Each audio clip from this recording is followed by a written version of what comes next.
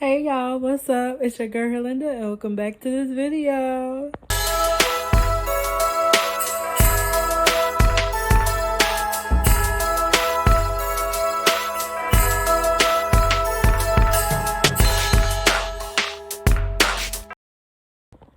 Okay, you guys, so in this video, we'll be watching me sitting there watching RRG for being messy, talking about Kandi and Todd's divorce. Now, I'm so surprised that they're talking about this divorce. Man, I'm over here eating my favorite Haitian food that my mom made me, okay? As you guys see. And I'm just sitting here on my laptop just listening to RRG talking. And they're literally dropping bombs and showing red flags about their marriage. And child, I was locked in. So let's watch this video. Hey y'all, I'm still back with this video. Now, I'm over here eating the food that my mother gave me. And I'm watching RRG. Oh my gosh. Like, do I just put the camera right here? Like, what am I supposed to do? Oh my gosh. And I'm charging my phone on top of that. Like, if anything, oh my gosh, bro. Like, y'all, like, I'm telling you guys right now, I never be having space for myself. Like, never. Like, I never be having space for myself to do anything, especially when my phone just keeps dying like this. Like, my phone would just be dying like crazy. Okay, so I got my laptop, I'm watching RRG, and yeah. So you guys, this is like another Vlogmas, sadly. That I'm doing a Vlogmas of me eating, like, and I can't even find my spoon. Like, okay, y'all, like, I got my food ready, got my computer ready. Okay, like, let's just get the vlog started. It's like I want y'all to see the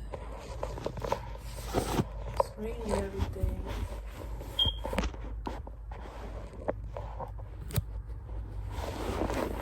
Like, it really sucks that I record off the phone, but why does it matter?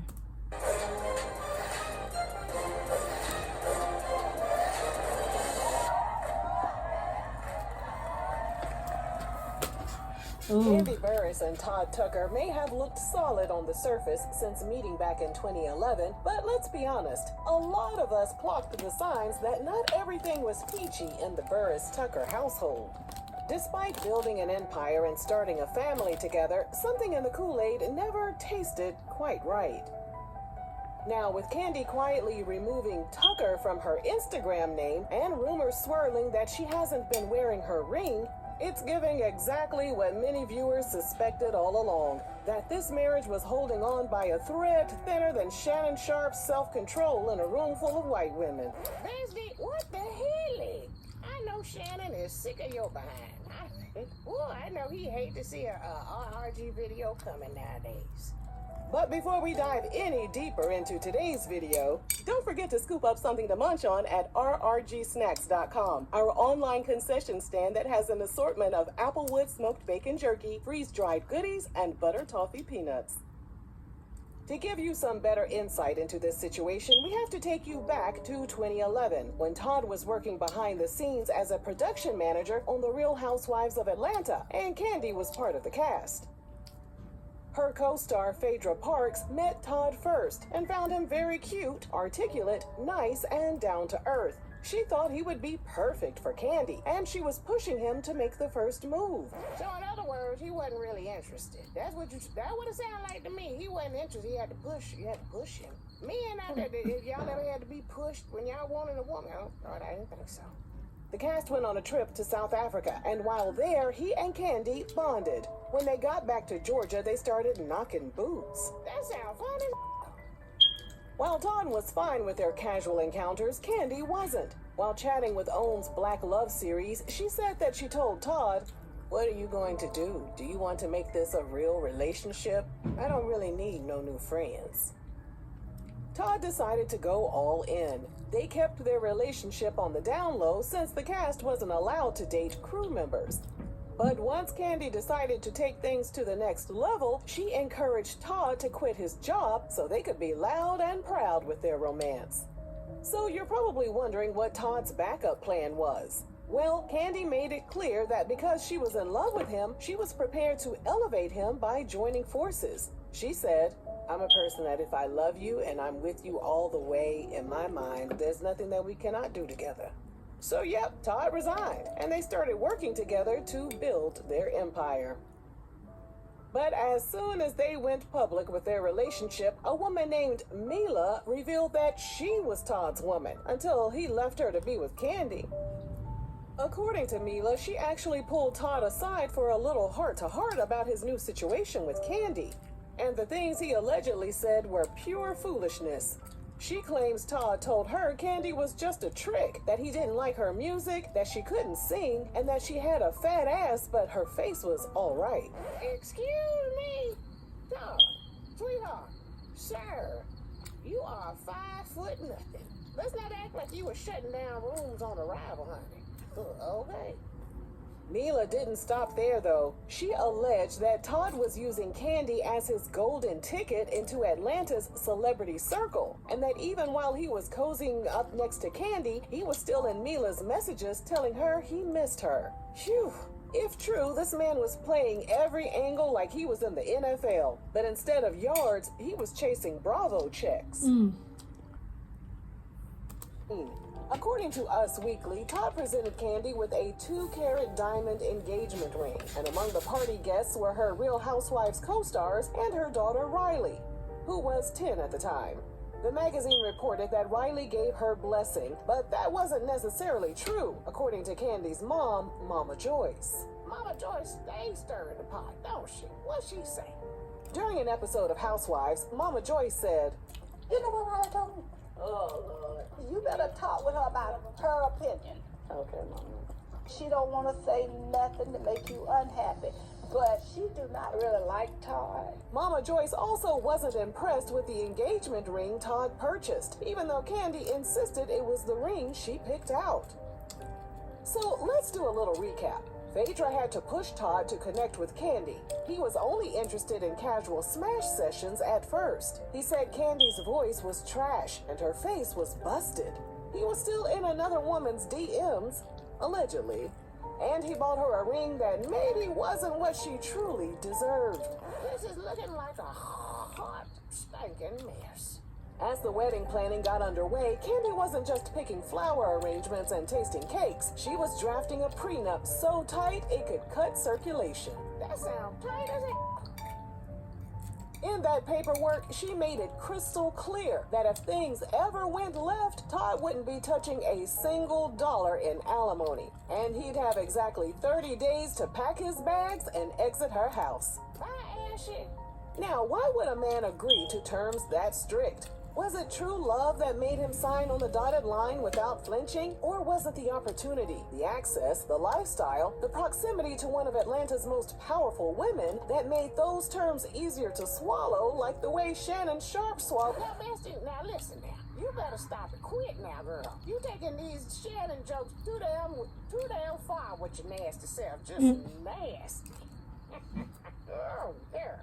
When someone signs away every safety net, it usually means one of two things. Either they are head over heels in a fairy tale bubble, or they recognize they have more to gain by staying aligned with the person holding the power. With the prenup ready to go, all Todd had to do was sign it. But he didn't. Say what now? He thought the document was unfair, and that set off alarm bells for Mama Joyce. She called him an opportunist, and during an episode of Housewives, she told Todd that Kandi stepped herself down for him, and a man is supposed to be a provider. Todd responded, "I provide love, happiness, stability." And then during an episode at a bridal salon, Mama Joyce lost her damn mind and accused Kandi's assistant Carmen of sleeping with Todd. From there, Mama Joyce took her grievances to the press. In an exclusive interview with Radar Online, Mama Joyce I knew stated their she marriage believed was Todd would weird. take all of Kandi's money. Like- She wanted nothing to do with the wedding planning. She added, I just don't feel like Todd is the right choice. I think he manipulative. I tried to shield my child, but I'm tired. I'm over it. I pray to God I'm wrong about him. Mama Joyce called even more havoc by feuding with Todd's mother, Miss Sharon, before she passed away from a stroke in December 2014. Todd finally signed a prenup at the last minute, and they tied the knot on April 4th, 2014. Despite being in her feelings, Mama I got my Joyce cold attended the water. ceremony, which was televised in a 2014 spin-off series called Kandi's Wedding. Following their wedding, Todd told Kandi he was still in his feelings over the prenup. And according to Kandi, the issue caused their intimate activities to come to a screeching halt just 6 months after tying the knot. Now let's really unpack that, because this is where the emotional and psychological layers start layering. For many men, intimacy is tied to ego, power, and feeling wanted.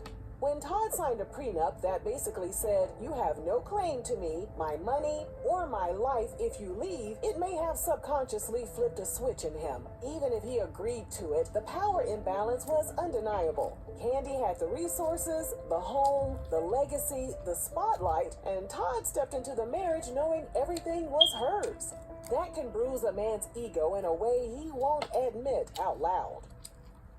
Resentment often surfaces in places where people are most vulnerable. For couples, the first thing to crack is intimacy. When a man feels disempowered, insecure, or emasculated, he will withdraw physically because the emotional dynamic makes him feel small. I mean, he already small. How much smaller can he get? Just I'm asking for a friend. And if Todd felt like he had no footing in the relationship outside of what Kandi allowed, pulling back sexually could have been his way of reclaiming a sense of control. On the other side, Kandi is a high-achieving, financially dominant woman who leads with logic and structure. But intimacy doesn't run on contracts and clauses. So when Todd hit the brakes, she felt it deeply. It wasn't just a lack of intimacy, it was the emotional distance, the power struggle, the quiet punishment for a prenup she saw as protection, while he saw it as rejection. I'm gonna have to eat in private and watch this in private. I'm sorry, y'all, that I had to cut that clip very short because, listen, I wanted to finish my food in peace. And I wanted to finish the tea in peace. I only gave y'all half of it, okay? I gave y'all half of it. After all, I'm pushing my content out there, pushing my stuff out there. But yeah, guys, and I finished to play the fool off camera because y'all, like, I just wanted the moment to myself. I didn't want to be on camera for longer. I just wanted to lay down and really get comfortable watching RRG because I really love watching their YouTube channel. But yeah, but make sure you guys subscribe to them. And don't forget to subscribe to my channel, Hair by Herlinda, okay? All right. So see you guys in the next video. Make sure you guys like, share, subscribe. Don't forget to comment. I would love to see y'all comments. And yeah, peace.